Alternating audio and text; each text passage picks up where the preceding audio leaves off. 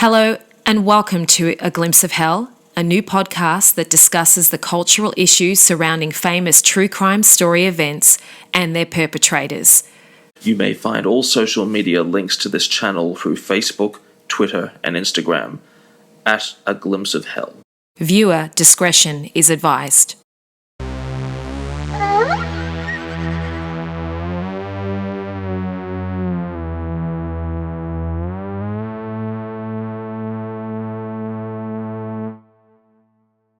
Hello, everybody, and welcome back to our True Crime podcast.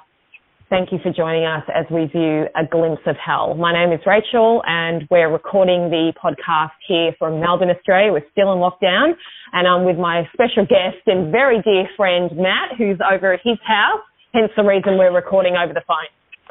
Yeah, Rachel, thanks for having me again as your semi-permanent guest. I'm always glad to discuss the scum of humanity with you. Yeah, definitely. So just to let people that maybe haven't listened to Matt and I's podcast before, we do two podcasts. We do this one, A Glimpse of Hell. We do it just once a month. There's plenty of true crime podcasts out there. We prefer a more sort of discussional, conversational style.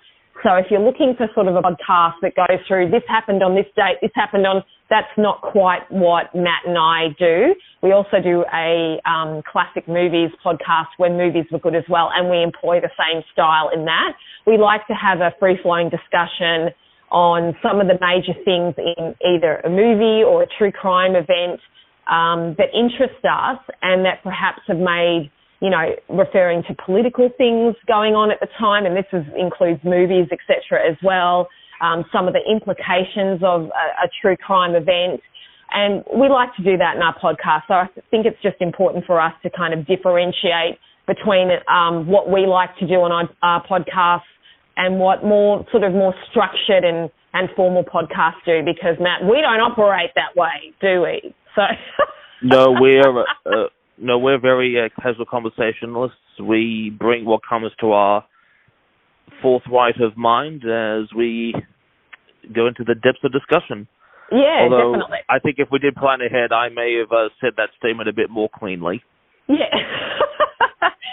Clearly, we don't work that way, so, which is fine. There's plenty of places for structure and timing and all that, and there's plenty of fantastic podcasts, both of movies and of true crime, where you can get that. But with us, we like to go through the things that we find interesting. So we're doing Jack the Ripper this week.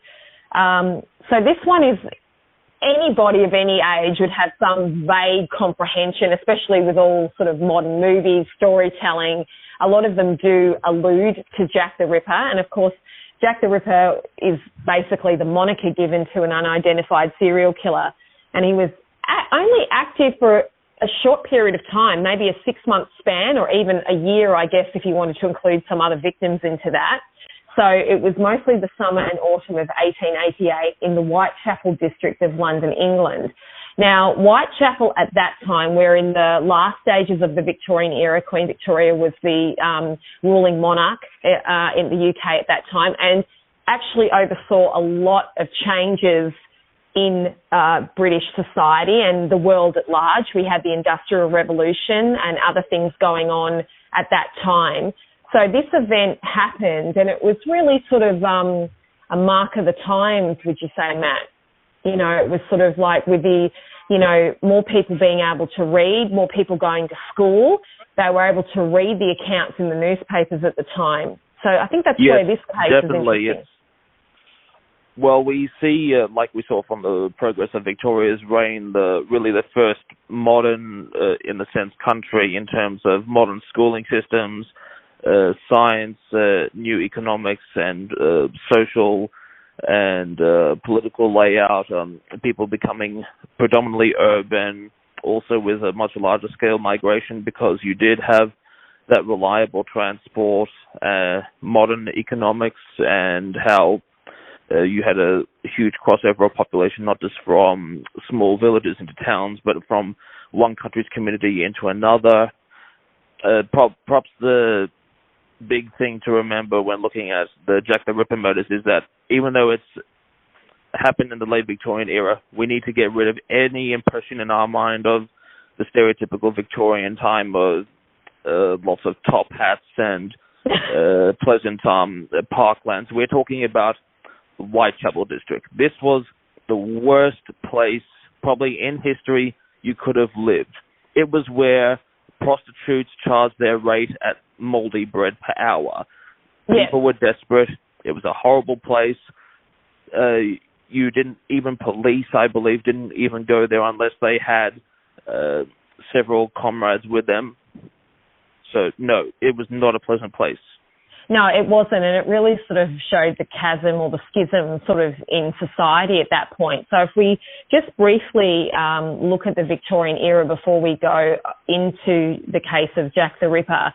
So we had the first major industrial revolution. Obviously, we're going through kind of a second or third one now with the advent of all of the technological, handheld technology that we have now, social media, you know, the internet, etc. So it was a major time of political reform. So we had, you know, the bicameral, the two houses of parliament, which worked to pass and ascend bills.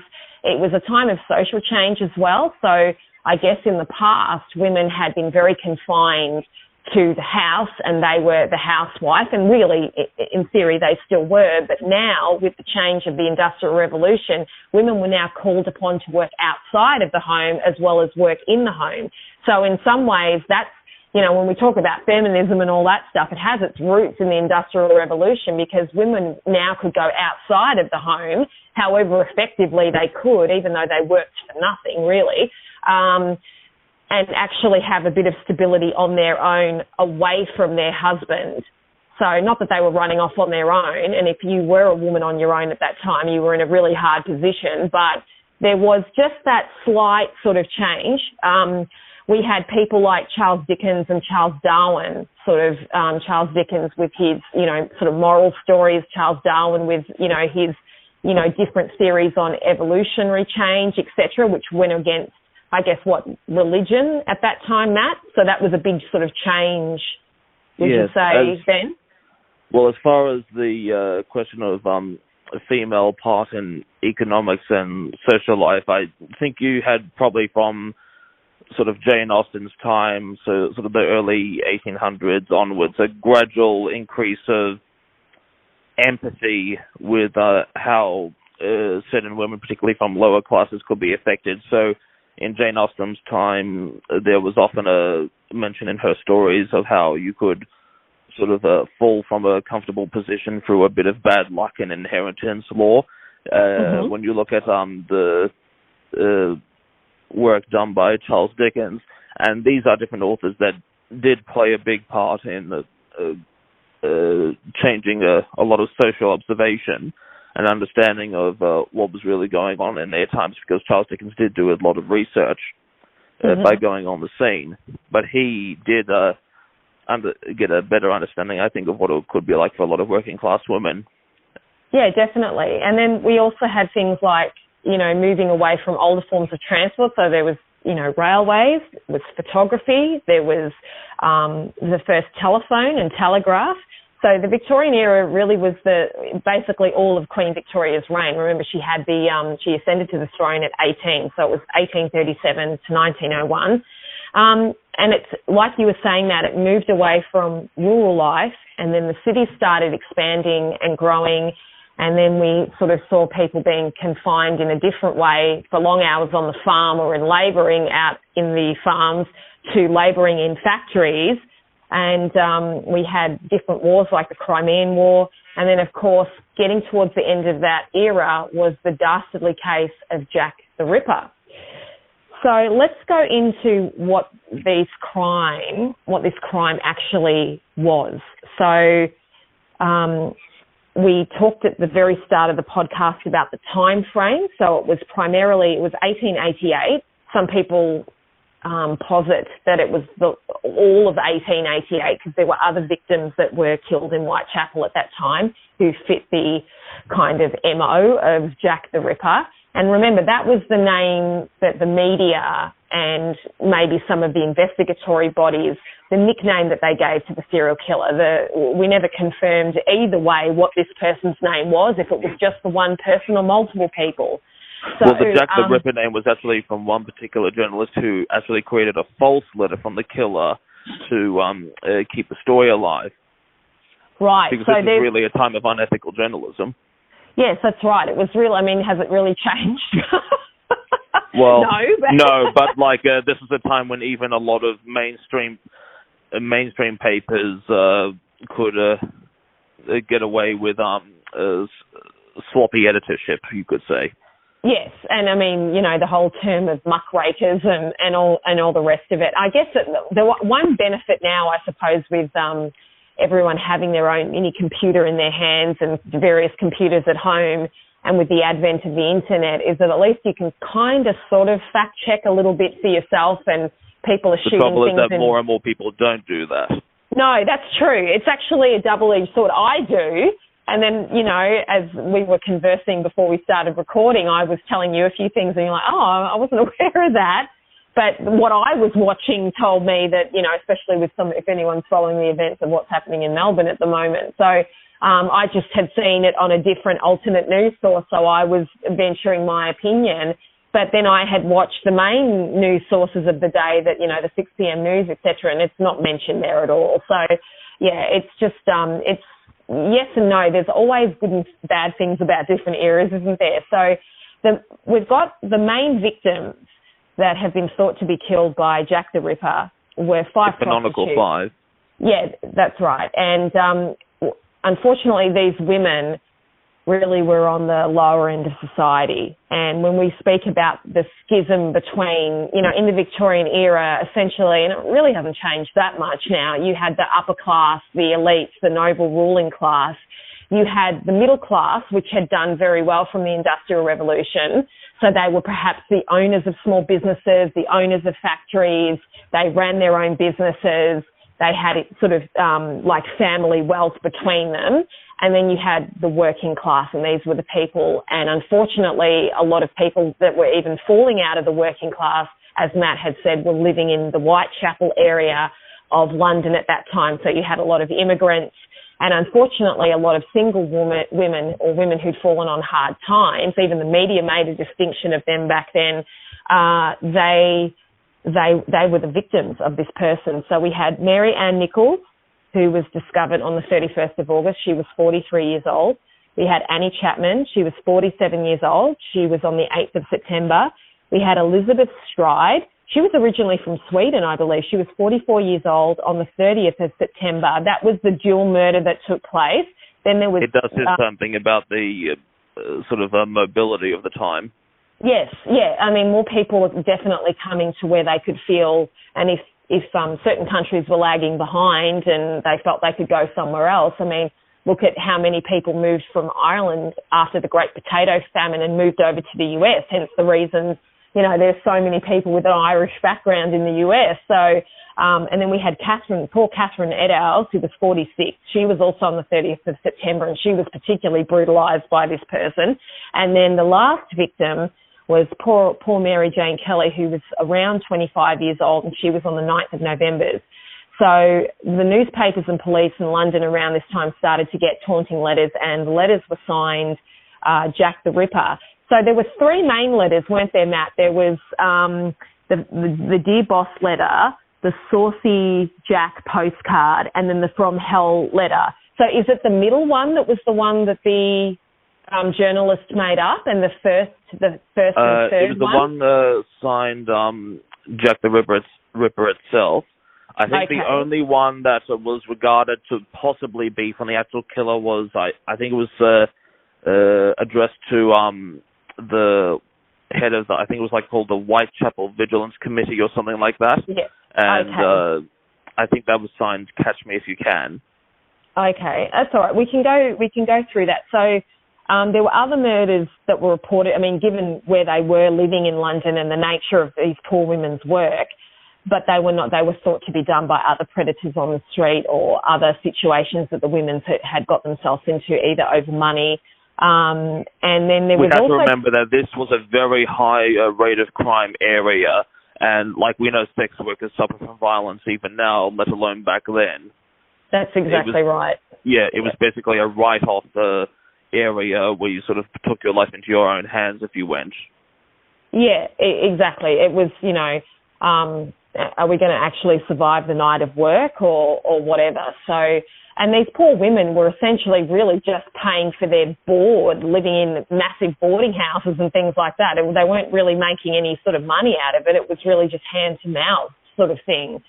So a lot of people posit with the investigation, Matt, and I'm not sure what your research told you, but obviously they've never been able to pin the murder on one person, although they did posit that the person was either a doctor or perhaps a butcher because of the nature of the crimes. And without going into too many details, the women were either sort of gutted.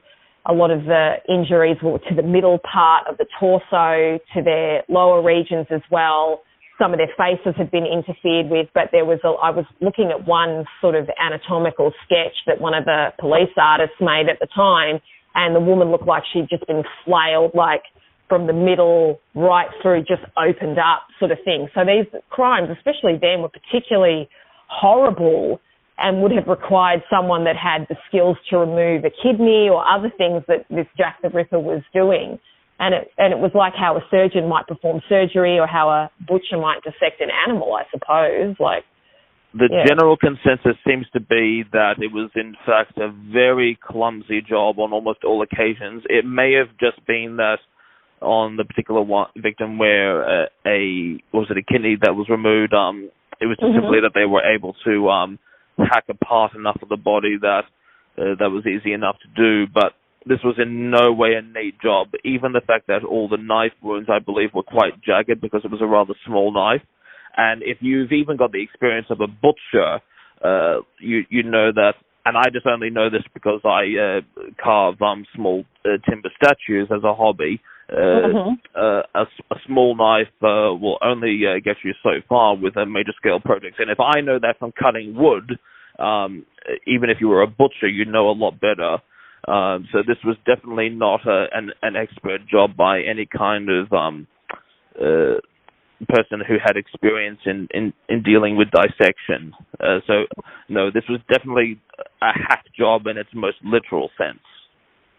Right, yeah, and all the murders happened on the weekend, so the people investigating the crime, and even sleuths now who are still investigating who Jack the Ripper was, they thought perhaps it was someone who worked during the week, either in London, that area, or the surrounds, or someone that maybe commuted into that district just on the weekends when they were not working. So perhaps that's how they disguised themselves, because they weren't from the area. So a lot of research has been done about this. There continues to be research done about this. A lot of people, there was a research group in 2014 that identified that Jack the Ripper was perhaps a Jewish immigrant from Central Europe. I'm this was not a sure very about high immigrant area because and we see this always. It's often the poorest areas that tend to be dominated by immigrant groups because naturally they're the worst off financially at the beginning when they arrive. Yes, and they often do the most menial work. Yeah. So that's, anyway, they've identified this gentleman. They even gave him a name, Aaron Kosminski. So it'll be interesting. I haven't really read anything about him, but it'll be interesting to see. But they also called the killer Leather Apron as well because they saw this person, you know, perhaps had worn this style of clothing, and obviously that would mean that they were a tradesperson of some sort, which this person I think was. So let's just jump through to a bit of the investigations. So yeah, as Matt was saying regarding the letters, we had the first letter, which was the Dear Boss letter, which was actually signed Jack the Ripper, and he said, "Don't mind giving me the trade name." So then there was the From Hell letter, and that was received by George Lusk, and as Matt said, the leader of the Whitechapel Vigilance Committee on the 16th of October, 1888. So they do say that when they did the analysis of these letters that the handwriting style is not the same as this first letter that was received, a Dear Boss letter. And that was the one that had the kidney that was attached to it as well, Nat. That was the one that had the kidney sent with it. So, and once... Whoever sent it obviously had a rather grim sense of humour. Yeah, definitely. And then there was also in the middle of those two letters, there was a saucy Jack postcard as well that was on the 1st of October, 1888. So perhaps that was the one that people had posited that wasn't a legitimate one and was just sort of ginned up for the newspapers. The end of the crimes came when Mary Jane Kelly, she was the one that was seen with a man of Jewish appearance. So perhaps this research group, that's kind of how they got onto that stream. And then they headed to her room where she was boarding, and then she was killed then. It was about 4 a.m. in the mornings. So, and then after her untimely death, she was only 25, remember, the Ripper murders then just stopped. So whether the person got sick of it, moved away, immigrated somewhere else, they don't know. And this quote-unquote Jack the Ripper has always remained unknown. And every historian, any person, any lay person that's investigated the case has different theories on who Jack the Ripper was. So it is hard to believe that anyone who could take victim attacks to such extent could just stop. It doesn't seem very likely. So whatever did get in that person's way would have been quite significant to stop them committing killings like that. But it could be any number of things. It could have even that if their methodology improved and they got away with it, or if it were one of the possible perpetrators that was in an asylum, it meant they couldn't get out that way. Who knows? Yeah, it is interesting. So I suppose, like with many true crime cases, when you actually sort of like take a step back and have a look at the larger impact of what very famous true crime cases have on society, whether it's the Manson murders, O.J. Simpson, we discussed Jim Jones last week, what's the enduring legacy, people still quoting, the Kool-Aid and all this sort of stuff, decades and decades later, don't swallow the Kool-Aid and all this sort of stuff. So these sort of true crime cases that have an indelible impact on society, there's normally a lot of other social and, things relating to class and status that are associated from the era.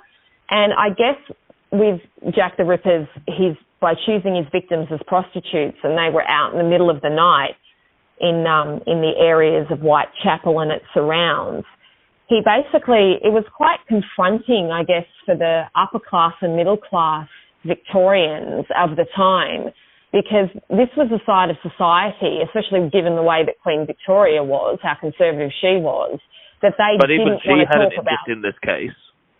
She did? And what was that? Oh, it wasn't in many sense, Queen Victoria was like any other woman. This was kind of before before monarchs became much more guarded about how a monarch should be. But she was reacting like any other person would to the newspapers, and actually sent some letters to certain key individuals in the police, I believe, even asking was there any news on the case? Was there a way of guarding the area better? The sort of things you'd expect any kind of ordinary person reading the newspapers to be looking at. It was just that she was obviously a much more prominent individual. Oh, okay. Oh, that's interesting. But that says something about how far-reaching the news was. Yeah, because it was such a sensational sort of, it was one of the first big we're used to it now. There's a new true crime situation that's happened in the US with a young woman that was unfortunately killed while she was travelling with her partner, and they were doing the whole van life blogging thing. Both of them were good looking, all the rest of it. And then he returned home. She never returned home, and there's footage from police officers interviewing them about a domestic violence dispute, and now that's all blown up all over the media, and that's for the time because they were on social media, they were internet bloggers, they were doing the whole van life thing, and that's very much for the time. So I guess like you're saying that, why wouldn't Queen Victoria? And really for us here in Australia, and I guess like in the US or Canada, we have to drive everywhere and it takes ages to get anywhere.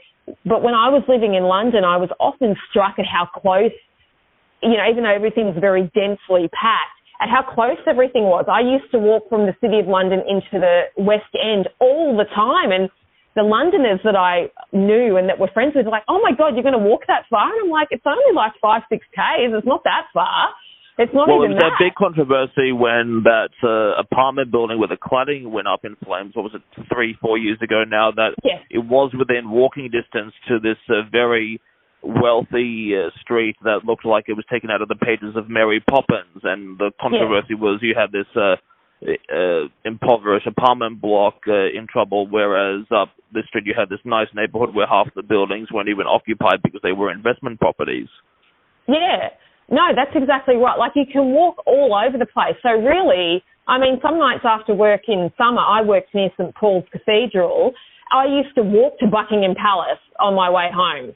I'll walk to Buckingham Palace and jump on the train, depending on which part of London I was living in at the time. And I thought nothing of that. And whereas the Londoners that I knew were like, oh my God, that's a long way to go. And I'm like, no, not really.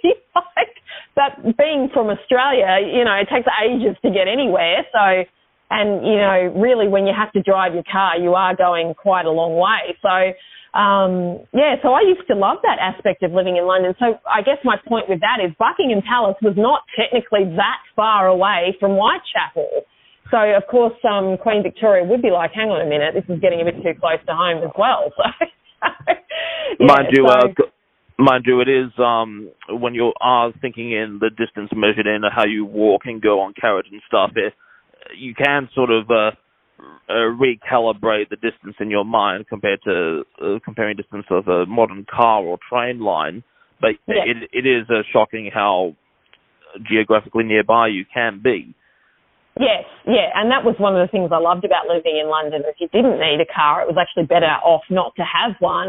It was only when you kind of got out into the more like Greater London and then further out into the different, going into Buckinghamshire and all the rest of it, that a car would have been handy. But definitely living in London, and if you're living near public transport, and I suppose at that time, with the advent, not that they used rail to get around London, but at least, there was probably better walking routes and different ways they of getting around. They did have a bit of an underground system by then, but it was still in infancy. Oh, okay. That's interesting to know. I know that you love trains and railways and stuff. So, but I suppose, like, relating back to the women, it was the way that then the media then covered. So as Matt was saying, that, at that time in the Victorian era, maybe not the working class children so much, although I guess they did get a degree of education, but middle and definitely upper class, everyone went to school, everyone went to primary school anyway. So the ability of people to be able to read, and then the cost of, printing was cheaper to do, people could buy newspapers. So it became a modern soap opera, and people were quite fearful because of what they were reading, the sensational. And that you could actually get you could get newspapers quickly to sort of all over the country within a day or two. Yeah, that's right. So, and, Manchester was reporting it, and different areas of the UK were reporting on it as well. So that was kind of a function of the time too, just how much, the daily pulp fiction sort of mentality of what newspapers were like then, although I don't think the British press has changed that much. But and I think it's probably gone downhill. I suppose. And also just sort of like, you had commentators as well, and people that would write opinion pieces as well as sort of more straight, news, I guess. And they were expressing either judgment or sympathy on these different victims. And, some of them were poor victims of circumstances. Some of the women deserved what they got, and of course, I guess polite society at that point in time just didn't want to know. So, they drank, they slept around, they had this and that, and we don't want to know people like that. But, you're never going to stamp out the world's oldest profession. So, and the police really just, were sort of unsure of, to be a young police officer then and stumbling across these horrific scenes, how would you ever have been the same again? Well, to say something about the attitude of the Victorian times to sex workers was I think, shown quite well, because I did this sort of law subject for beginners when I was in uni, and I remember there's a particular trial, because that's what happens in common law, which in places like Australia and England use. Like, you have previous cases and they inform decisions made by judges for similar circumstances. And there was an instance where a prostitute had bought a carriage. Now, this was obviously not a Whitechapel prostitute. This was one that was fairly well off, one that could afford to buy a nice carriage and be seen by clients in a good place. And there was like some issue with the carriage manufacturer, and it was just like an ordinary consumer issue. But because she was a sex worker, and this was about that late Victorian period, the court just was like, sorry, you're a prostitute, your case doesn't exist, we'll have nothing to do with you. Whereas the attitude now is a fair bit different. If you're buying an item, you have the same consumer rights. But that just says something about how you were a written off entity. Yeah, exactly. And I suppose also, in some of the research that I did on the media at the time, there was also sort of a political view. And at the end of 1888, when they still hadn't caught the perpetrator, then the papers sort of started turning on the Metropolitan Police. And they accused arguing that because they hadn't offered an award, which was apparently they'd recently had a change in Home Office policy about offering awards for capture of a perpetrator, and they were accusing that, but that there was bias. But no, it was just simply that they were following procedure at the time. Yeah, and I guess the general view of the papers at the time, that even though they felt bad for the women and that they were all obviously victims of a terrible crime, they had, it's sort of their fault because they work there and they're in that vulnerable position and they're part of the problem with the general crime in London. So even the first victim, Polly Nichols, they sort of attached that to her as well. And they, also alcohol and drinking at the time, which was still sort of very frowned on. Especially the sort of, there's sort of upper class drinking and quaffing some wine and scotch and all that. And then there's like lower class drinking, which is people just getting drunk in the streets, I guess. So I think almost all the victims had chronic alcoholism. Yeah. And it's a coping mechanism, isn't it? I mean, people sort of, they now understand that there are hereditary factors involved with alcoholism. But back then it was really just a numbing sort of element of people's lives. They just drank to sort of, this, makes me space out a bit and I'm not thinking about having to go back out to quote unquote work tonight. So, well, they took it to this extreme of alcoholism, but we also need to remember that the attitude to alcohol at that time was quite different, because not only did they have nothing like the warnings against addiction to substance that we have now, but also the phrase drinking like water had actually quite a lot of literal meaning, because that was still kind of up to that last period where in a lot of regions it was actually common to not drink water and only drink sort of mild forms of alcohol, and often that was actually quite safer than local water supplies. That was quite prominent during the cholera outbreak, knowing where people didn't drink water and they didn't have the cholera in those areas. But it just does say something about how closely linked drinking was to different communities, and it wasn't quite the same as regard alcoholism now. Yeah, that's a very interesting point that you brought up. I suppose then a lot of people saw alcohol then having medicinal properties. I mean, it definitely has medicinal properties in terms of cleaning wounds and things like that. But yeah, I mean, none of these victims had that attitude to alcohol. Yeah. But this isn't like a puritanical state in Boston or the likes. It was this wasn't a teetotal area. Right. Okay. So they tried to do. Did they have prohibition in the UK as well as in the US in the 1920s? Or I don't believe so. They did have very vocal anti-drinking lobby groups because it was coming from similar pressure societies that led to prohibition in the US. Like I found some old books, even in my uni library back before they put all the books into storage rooms so they could make nice reading lobby rooms. And right. looking for some of those, that you had all these people going on to rants about there is no place for drinking in modern British society. Yeah, it's actually amazing, isn't it? I mean, that would, in itself, just looking at the role of alcohol in all the different eras of society would be a fascinating study. I mean, to an extent, some of the things argued about alcohol was reasonable, because we're not just talking about a casual drink on a Friday with friends. For example, quite often, and even a few decades later, factory workers working on projects like the Titanic, the way wages were given out at the time was that you had a foreman responsible for a small group of workers. They'd each be given the large pay packet which they'd distribute to the workers. But what often happened was that first on payday they would go to a bar and the foreman would be buying around for everyone, and everybody's income really was whatever was left over from those times. And so it wasn't unreasonable that a lot of groups would have preferred to minimize or get rid of drinking so that families weren't impoverished from neglect for that reason. Yeah, it's interesting. I suppose it's a very unique and interesting legacy. I suppose it was a perfect storm of the cultural norms of the time, the work that the women who were the victims were, the brutality of the crimes, which I don't think had been seen quite like that before. You had photographs of the victims as well, the photographs that they could take. You had certain, things. I mean, it must have been a very horrifying sight for anyone to have found these bodies, and the role of the media, the role of Victorian society. So I think you just had a really interesting, and the fact that, let's face it, most true crime, famous stories endure, especially if there is still questions about who committed the crime, and this is an unsolved case.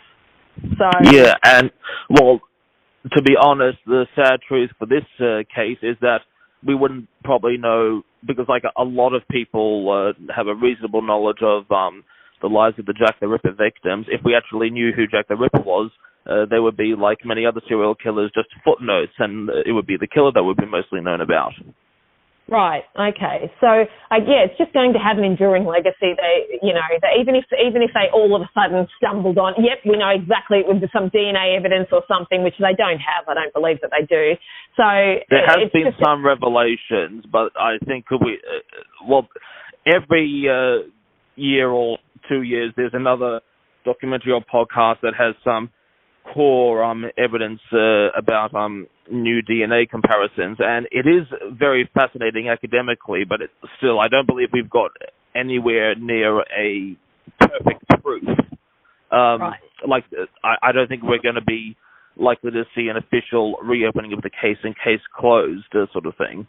That's right. So if we just quickly, what we like to do in our true crime podcast is obviously being lovers of films. We'll just talk a little bit briefly about some of the films that they've made. One of I haven't seen this one now. You're going to kill me because it's an Alfred Hitchcock film, but The Lodger. Yeah, it's a good one. Yeah, so The Lodger, there's a couple of different versions of The Lodger. There's so Alfred Hitchcock, he directed the 1927 version. So that's when a landlady suspects her new lodger is a madman killing women in London. Then there was a remake of The Lodger called The Phantom Fiend as well, that had a different name. Then there was another remake of The Lodger in 1944. That one had Merle Oberon and George Sanders in it. We have The Man in the Attic, so 1953, that might be worth having a look at some point. That had Jack Palance in it. We've had other movies made into the actually all through the era, TV, films, you name it, they've had it. Jack the Ripper, 1976, with Josephine Chaplin, who's Charlie Chaplin's daughter. I know her. And then we also had, Jack's Back, which was 1988. Haven't seen that one, but that's somebody in Los Angeles committing the murders.